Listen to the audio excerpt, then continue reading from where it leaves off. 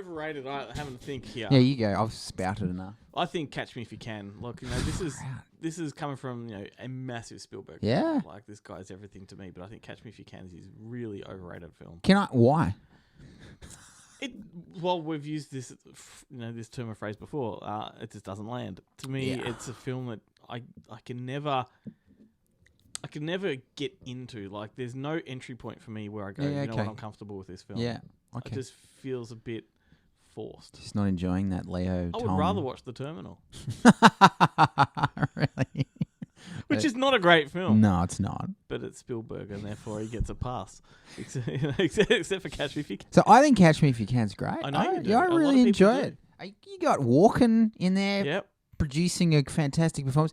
You got Thomas actually doing a good performance. Hey, it pains me, man. The ending of that film's like, when he's on the plane, you find out his dad's dead. That was kind of like Leo's arrival for me. Spoiler alert. Oh, sorry. If you haven't seen it, then it's your fault. That's right. But really, you think that's overrated? I do. Wow. Simply for the fact that I hold Spielberg to such high esteem regard that it's the only film of his that I never want to go back and watch again. Wow. Unless for the purpose of a podcast or something, I have no desire to go back. So tell me, what's the best Spielberg film post 2000? In your opinion? Post 2000. Yeah. So because obviously this is a really hard one. It is, because I think Saving Private Ryan is probably his last. I'm not saying last classic. This is very difficult for me because I'd have to narrow it down. So I'd start with Minority Report. Yeah, 2001. AI. Well, AI's 99. Is that? I thought that was 2000. Well, maybe it is. Okay. I wouldn't put that there. Because anyway. Stanley was dead. Anyway. Stanley started it. Yeah, he did. Great film. I really, really love that one. But I'd say Minority Report, War of the Worlds. I think War of the Worlds is one of the great. I'd put that in Spielberg's top 10. Without a doubt. That's Tom Cruise's top 10. And performance-wise, I think it's a really devastating film. That's there you go. Yeah. Do you know the funny story of that one? When that came out, when that was released, David Stratton, he predicted that would get an Oscar for best film. Did he? Mm-hmm. David. I think you can go back through the archives, probably on YouTube, watch the movie show, their review, and I'm pretty sure he says right at the very end that it deserves the Oscar for best film. And the media screening you attended must have had some free beverages. Yeah, I remember thinking to myself, "Thank you, David." Absolutely. You vindicated me. It didn't even get a mention. No, it didn't. That's priceless. Oh, what was I going with then? I think there's some crap in there too. I think there is. BFG is pretty average. Yes. I'd say probably worse than Catch Me If You Can. Kingdom of Crystal Skull. What are you talking about? What are you talking about? That's what you're leading me down that primrose path. I am. Yeah. Okay. But I like them all. Minus that one. I think the best Spielberg film post 2000 is Munich. Of course you do. I think that's a great film. It is excellent. Underrated. It's like he just let it all hang out there. He really went for the grittiness. Yep. It's dark. I think he should do that more often. But he kind of does. I mean, look at his career over the years. He sort of always jumps between the serious historical dramas and the fantasy. Yeah. Whenever he releases a drama, there's a fantasy that immediately follows. That's true. And there's been a few dark ones. There has. I acknowledge that. I just think that Munich's without sentiment. I think, which Munich does not have his name on it. Yeah, which I really enjoyed that because there's no sort of there's this downbeat ending. There's no sense of I love his sentimentality. The Spielberg stamp is not on but I really enjoyed seeing him as edgy. Yep, it's got Eric. It wasn't a film that was striving for box office. No, he's just gonna make it. Yeah. I agree. And the same can be said about The Post. The Post. I do like The Post. A lot of people don't. I enjoyed The Post.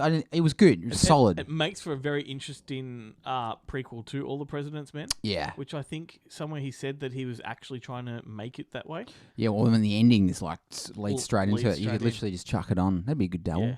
That's like that. The way that Red Dragon ends up leading straight into Silence. Yeah. Yeah, I like that. Yeah. When they make no bones about it, yes, I'm making a prequel. That's right. It's a bit long though. It is. Yeah, it is a lengthy film. Meryl throwing her weight around. Lincoln. Speaking of Daniel. Oh, Daniel DayLewis, vastly You know, the guy that really isn't an actor, let's face it.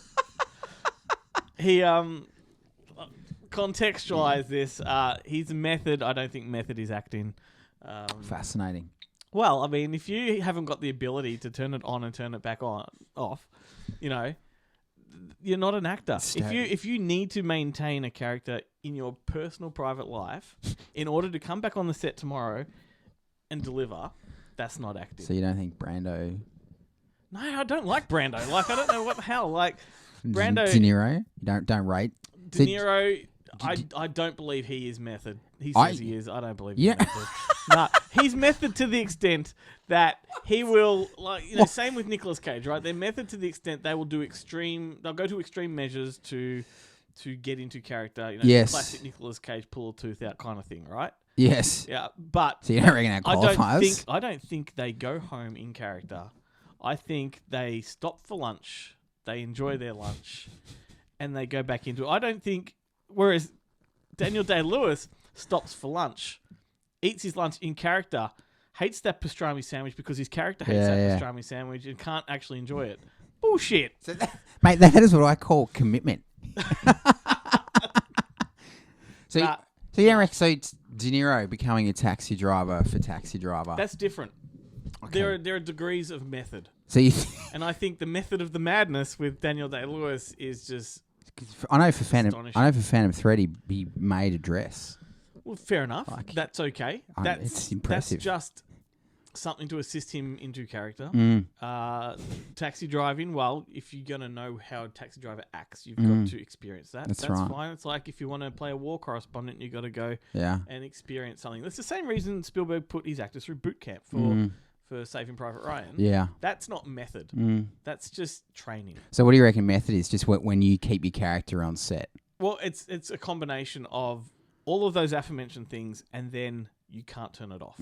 Okay. And I've heard stories that Daniel Day-Lewis cannot turn it off. Yeah, I've heard. That's not acting. That is not acting. It might win you an award, but it's not acting. I think it's acting. It's just not stopping when the director calls action or cut. That's been a prick. Look, we were talking about this. There Will Be Blood. The actor who was playing Paul Dano either got sacked or quit because he was too intimidated by the great man. See, I think that you know, let's just say greatness has its casualties. I think Daniel Day-Lewis, if we're going to ask for our stand on this, I think Daniel Day-Lewis can definitely act. Like I think he can act. I'm just going to put that out there. I don't think he might be a more extreme version of method acting, but I don't think there's a difference or a distinction between him and De Niro and Hoffman and Pacino and Brando. I think because he's British that that's unusual for the Brits. They don't do that. You know, they're more of the Shakespearean. You know, Laurence Olivier used to say, you know, you get up there, you do it. It's called acting. That's right. To Hoffman. Yeah. But I kind of think, you know, whatever gets you there. But I think he's the best actor alive. Daniel Day-Lewis. Well, maybe I'll change that. He's the best actor of the last 30 years. You don't have to retract because of what people might think, because everything I say, everyone's going to disagree. No, I'm thinking if De Niro and Pacino are still kicking, and I'd say they would give him a run. And Nicholson. Well, let's face it, most of what Daniel Day-Lewis is De Niro, you know. But I would say that De Niro... in second gear. That is ludicrous. I would say that De Niro is not better than Day-Lewis. I would say they're equally talented. But yeah, I mean, you know, it depends what you can get away with. Like, obviously, if you're playing like a mafia boss, you're not going to go and kill someone. But, you know. Well, has he? Maybe he has. He's that crazy. You never. Didn't he go and become a cobbler for like 7 years?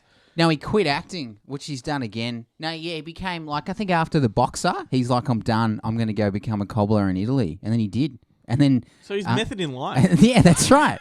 And then Daniel, I mean, he came out for Gangs of New York. Yeah. Scorsese.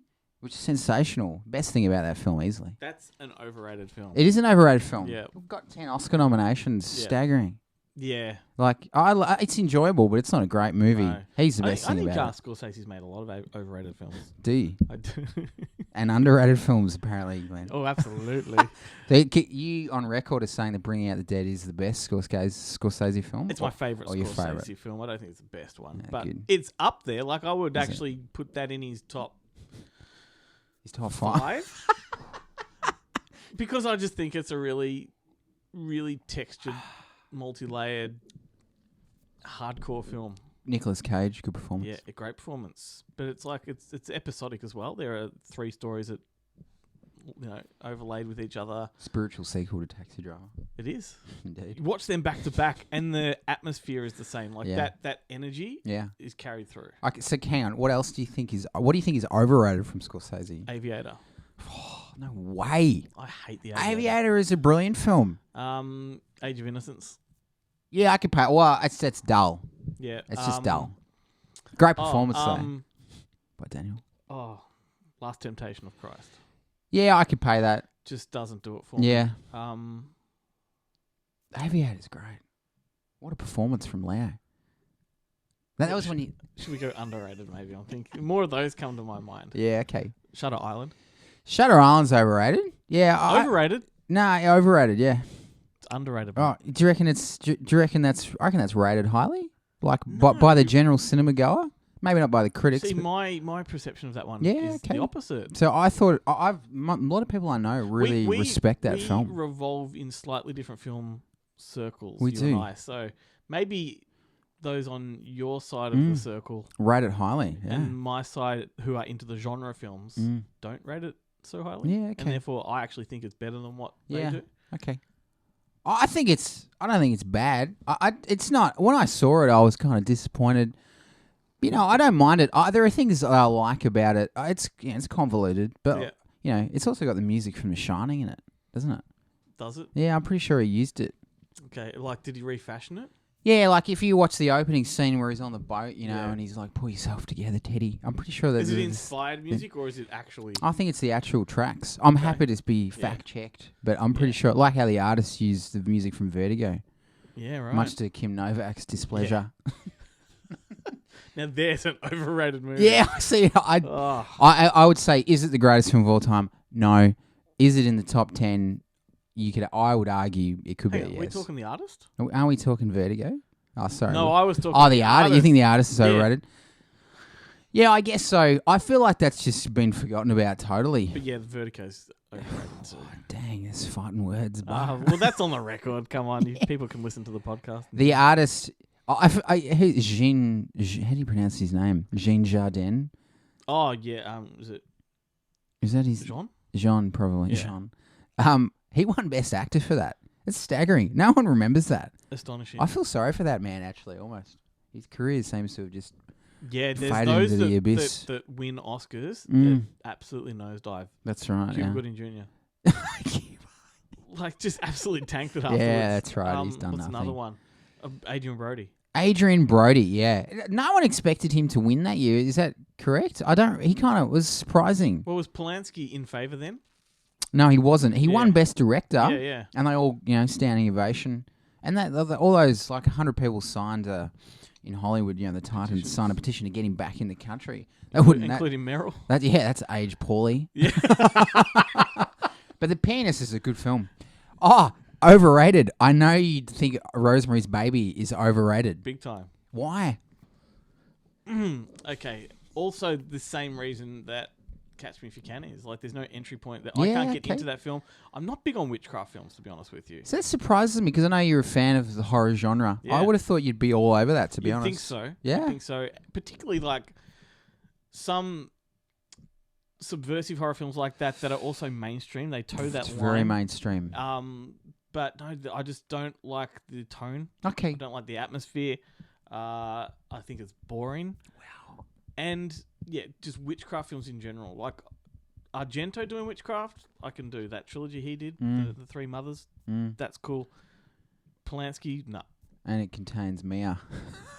Yeah, but I hated it before I hated her. Man. Talk about a witch. Yeah. Oh, dang. Yeah, she suited the role, huh? No, see, I really like Rosemary. See, I'm not a horror movie fan, as you know. It's not my bag. But I really think... You say that, but there are horror films you do like a Oh, lot. yeah. So I think The Shining, I mean, obviously is one of the greatest films of all time. Exactly. There are some that I really admire.